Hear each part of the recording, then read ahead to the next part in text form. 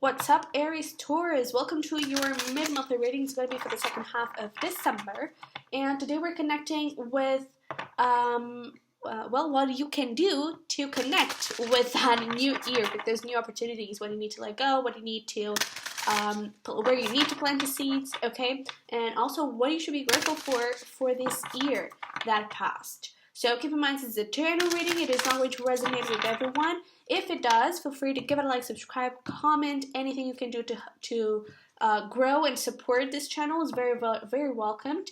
And don't forget to check your monthly reading, because we do talk about a connection that you may or may not be dealing with currently.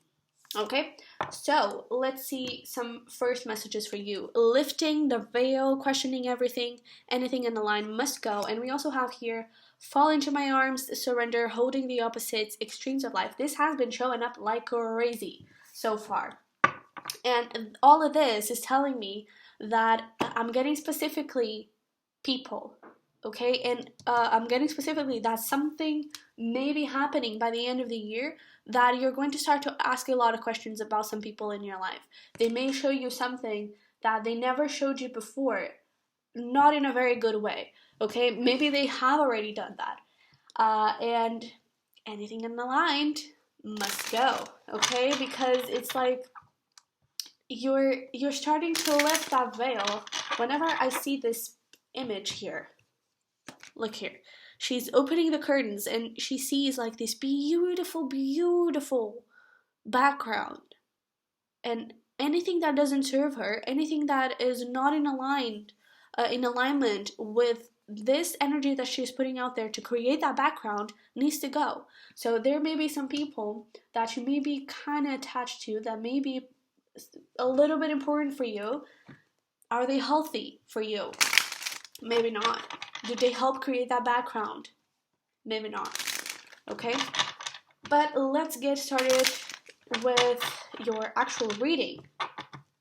So let's see. What was your biggest lesson here for you? I have already shuffled these oracles here. So we have self-codependency. And we also have that Ace of Swords, Three of Swords. So yeah, for some of you, this may have already happened. And a Nine of Swords. For some of you, this is even something else that is happening. But I do feel like you may have been a little bit heartbroken. Maybe you broke up with someone, and that was part of the equation. That was part of the lesson. Maybe this is still a part of the lesson that you need to learn here. But with this Three of Swords and Nine of Swords, I feel like when this person left, when you went through this breakup, maybe this was a job loss. When this happened, I do feel like you started to freak out a little bit. Maybe you started to, maybe you are codependent, or dependent in this case. Your dependent behaviors or dependent patterns maybe showed up. And that was what you started to learn, was self-codependency. I am the only person that I need. I am my true source of authenticity, my true source of energy, of power, of life, and I am the only person that I need. Other people, I am really grateful for having them in my life, but it is up to me to make my life work. It is up to me to create this beautiful background, and I couldn't help but notice that we do have your life as a canvas, okay? Artist, manifestation, creative, accountability. So you create this background. Not other people, not people around you. You do, okay? And I feel like that was your biggest lesson, was learning that. Was learning that it's not because you have this relationship or this job or this pattern, this behavior, this whatever, that with other people, that is going to create that background. No, it's totally up to you, okay? You create your own reality. That I feel like was your biggest lesson here, and that you can create that all by yourself. All right, so what do you need to let go until the end of 2020? Let's see. We do have over here fruition. We also have the Five of Pentacles in reverse, Page of Swords, and the Knight of Cups. Okay, so what I'm getting here at what do you need to let go by the end of 2020 is not necessarily the need to be with someone, but the need to not be alone. Because, yeah, you've learned about self codependency and everything, but maybe you have you haven't totally released everyone, and that is why this is showing up. You haven't totally released everyone that is not healthy for you, and you may hold on to them because they are important. That you may hold on to them because you may feel like you need them in their life, but they bring something else to your life, and you can overlook the toxicity. You can overlook the unhealthy things that are happening. Things need to go. Okay, I do sense that it's specifically people that I do think they are doing stuff behind your back, to be quite honest. And maybe you're holding on to them because maybe it's parents, maybe it's a sibling, maybe it's your best friend, and it is really hard to let those people go. And when I say let them go, it's not like cutting them off completely, but it's not giving them as much importance in your path, not giving them the power to control your actions, the power to control your life, the power to control this background. Because if these people were going to create the background, it wouldn't be as nice, it wouldn't be that pretty. Okay? So really be careful about that. So now let's see how you can actually let this go. We do have here growth, and I'm getting a little bit of like independence in the sense of making your, not necessarily making your own decisions, but maybe moving out of your parents' house if that is the case, or making changes, doing stuff that only you know, that only you have control over. You know, following your dreams and not telling anyone about it. Growth. Okay, I'm really getting independence here. It's not really asking them for opinions, not really asking them for advice. You got it. Trusting yourself and trusting your believing in yourself. Having confidence in yourself and your thoughts and your beliefs. Okay, because I do feel like they will take you very, very far. But these people, they are sort of pushing you down a little bit.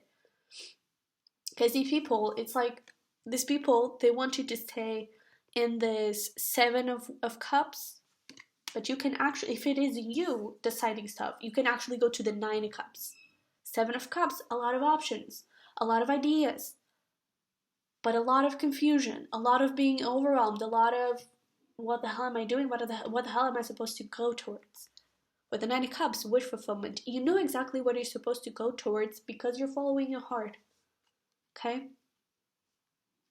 So let's see over here where you should plant the seeds to accomplish your goals in 2021. We have over here believe in magic, nice. And we also have here 2 of Swords, King of Cups, Queen of Swords. Believe in magic. That is the seed that you should be planting, which is taking this blindfold off, seeing things very clearly. The 7 of Cups, these people around you, they may make a big mess out of it. You know, they may not help at all. You may think that they are helping. They are not helping at all.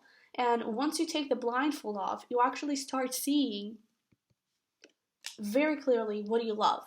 You actually start believing in love. You actually start believing that anything you want can actually happen, that this background can actually happen, that you can actually be the artist of your life. You can actually create that canvas.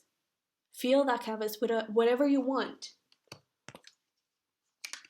And I don't think these people push you towards that. Okay? So how can you start doing this? Friendship. So maybe this is about family, or it could be about a romantic partner.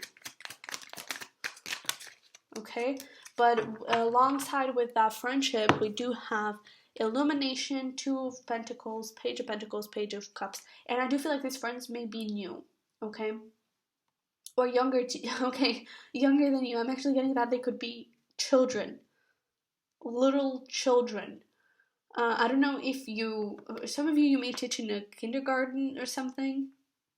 Connect with that child mentality.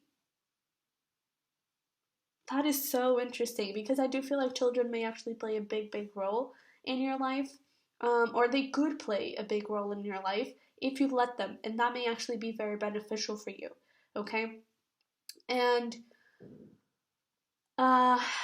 with this Two of Pentacles and illumination and the whole friendship thing, I'm also getting that it's that surrendering.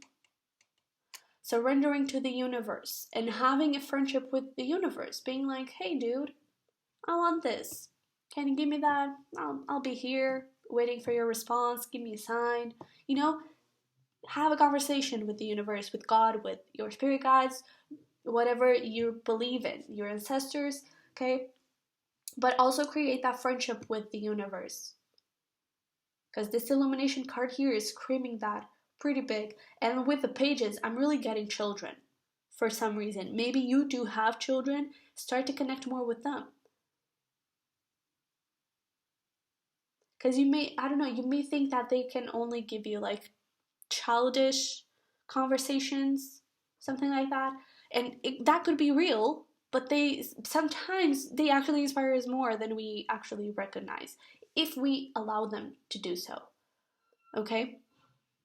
So let's see here what you should be grateful for this year of 2020. Because for some reason, you know, I'm saying this in every... Wow, my dog is really freaking out. For some reason, I'm getting that... I was saying, I'm saying in every reading that gratitude journal really changed my life, and that gratitude is actually really, really beneficial. And sometimes we don't see gratitude in our darkest places, and I honestly feel like you don't. I'm getting like this, I don't know, like when I said that we are going to take a look at what you should be grateful for from this year, I almost get this response of, what is there to be grateful for? Like, all I've been through was a piece of crap. There's nothing to be grateful there. And that is not true. There is always, always something to be grateful for. Okay, and once you start to connect that with that gratitude, you actually start embracing and asking more of that good stuff into your life. Okay, so we have here meditation, and we also have the Two of Cups, Four of Swords, and the Four of Cups. What you should be grateful for here, especially with this Two of Cups and Four of Swords, it's that breakup, that loss of some sort that you've been through, because that actually showed you a lot about what you want, about what you don't want. It brought you a lot of clarity. Okay, there may be still some people in your life that are sort of clouding you a little bit, but I feel like now it will be easier for you to realize that, to acknowledge it, to actually realize it, and to see, okay, you're no good for me, so you really need to go. That helped you grow too. Okay, this over here helped you grow. It brought you this self-codependency. This, I need me. I can do things by myself because I'm the most important person in my life. Not in a narcissistic way, not in a selfish way. It's in a self-codependent way. Okay? So even though you may have gone through some really heavy things, not everything is lost, because, like, be grateful for not having those situations in your life anymore. Because they probably were not aligned with where you need to go, with where you're meant to go. Okay? With the things that you want to create. Maybe along the line you wouldn't be on the same page. Maybe you wanted kids, or you wanted something more, and that person didn't. So be grateful for this not working out, okay? Because I do see, with this meditation, you did get a lot of clarity on what you want in a relationship and what you don't want. And also what you want in a relationship with yourself and what you don't want, okay? So let's get some final messages here for you. Yeah, okay. So we have over here, what are your dreams telling you? I love me. Internal factors. Let's put you here. Small things matter too. And honey, you are on the right path. So yeah, things are actually working out pretty well. This background over here, it is happening for you. Okay? It is happening for you. Whatever you want to create, it is happening for you. You're on the path there. And this path wouldn't be able to exist if this hadn't happened. If you didn't know your worth, if you wouldn't have that self-codependency, if you didn't love yourself. Okay?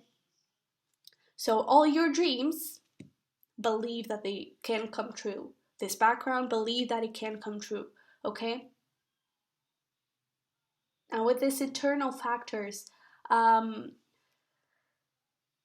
feel like it's about connecting with your heart and seeing beyond your heart, in the sense that you may have a lot of love for these people, but also get that clarity and let your heart show you that they may not make you that happy after all. You may love them, but that doesn't mean that they make you happy. Okay? I feel like that's something that you need to figure out here. And with the small things matter too, it's when it comes to this background, to this beautiful dream that you want, small steps matter too, okay? And with the small things matter too, I'm also getting that children things. Small people matter too, because they are wiser than we think, okay? They are. And not in a wise, like, old man kind of vibe, but they are wiser than we think, because they don't, especially if they are really little, they don't have as many preconceived blockages around them. Okay? And this could also be like, be a little childish. Connect a little bit with your inner child. Do something fun, do something silly here. Okay? So Aries-Taurus, this is what I have for you. I hope it resonated. Hope it helped somehow. If it did, don't forget to give it a like, subscribe, comment. Anything you can do to help support and grow this channel is very welcomed. So yeah, that is it. And I'll see you next one. Bye-bye.